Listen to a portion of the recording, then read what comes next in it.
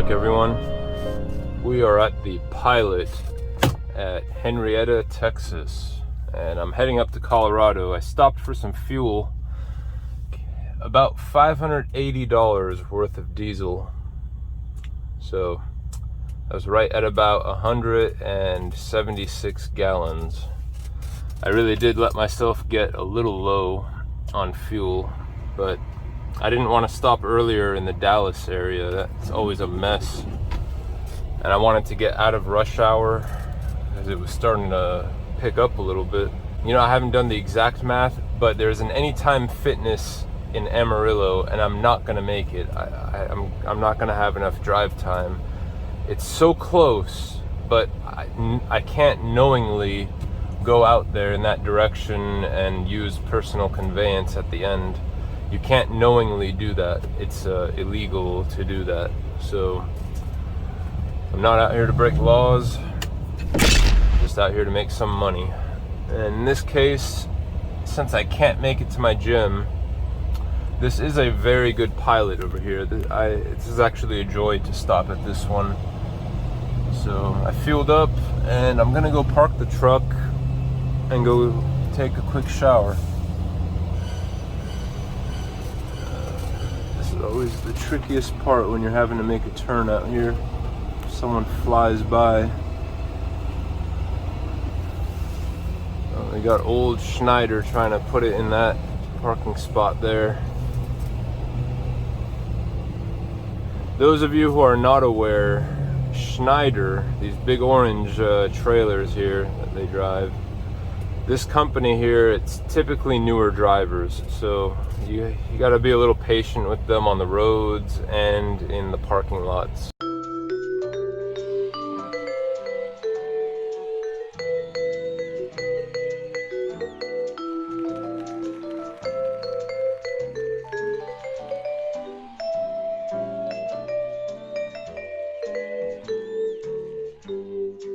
When I was new, I was so paranoid that I might hit someone, even though I had a pretty reasonable amount of skill. You know, common sense goes a long way. But what I did was I parked far away. I mean, I could park here right now. I prefer to park, if I can. I see a few parking spots out here. I'd rather park the truck by itself. It looks like it's actually a little bit more full than I thought. You know what, maybe I should have just parked it there. Okay, we'll turn our hazards on and we'll put it into this hole right over here.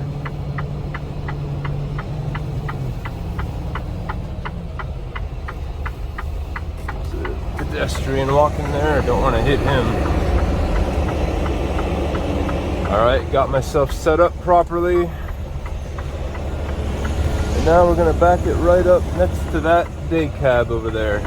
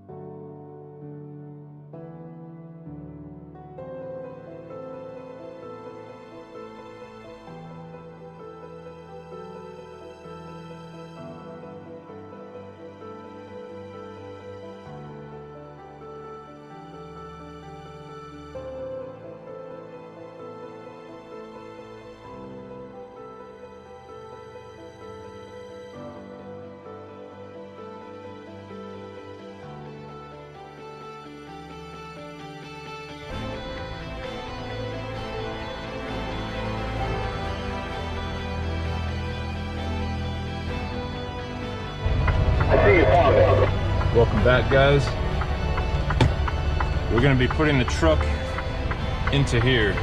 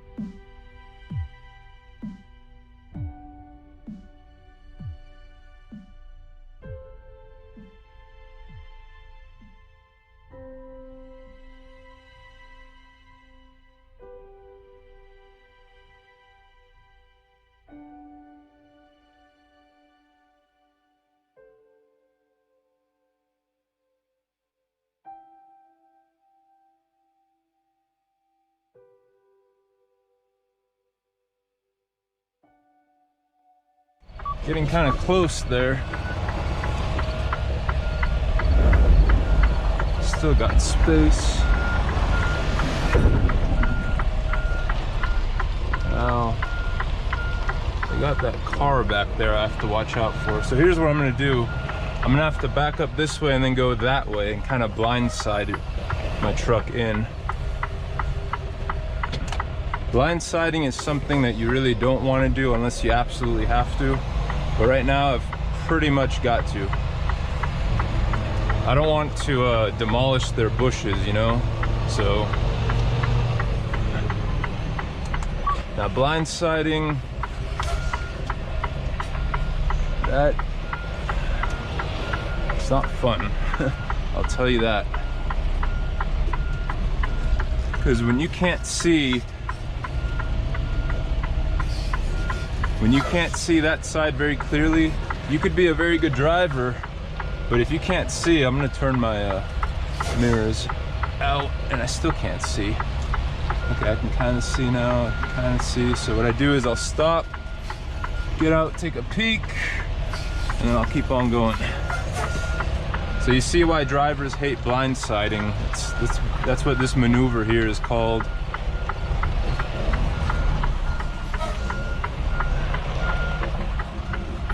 Let me fix my mirrors up here. Now I've got myself centered out a little bit better. There we go. Easy does it.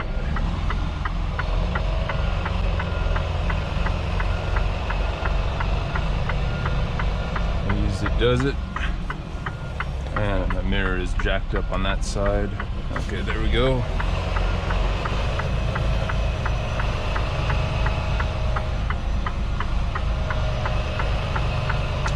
Trust me when I say this is not a very difficult place. I've been to much worse places, but this is one of those places where when you don't have much room up there, you don't want to tear apart their bushes. And you know, the good thing is it is pretty wide over here. If it wasn't for the width, I really don't think it would be possible with the lack of space we have up there. So sometimes when there's lack of space, the width of the driveway makes all the difference. I was able to pull up again and do the blind side. I've been to much worse blindsiding places where it's really tight and you have to blindside it just right. Those places are tough. If I can find one of those places, I'll start recording that.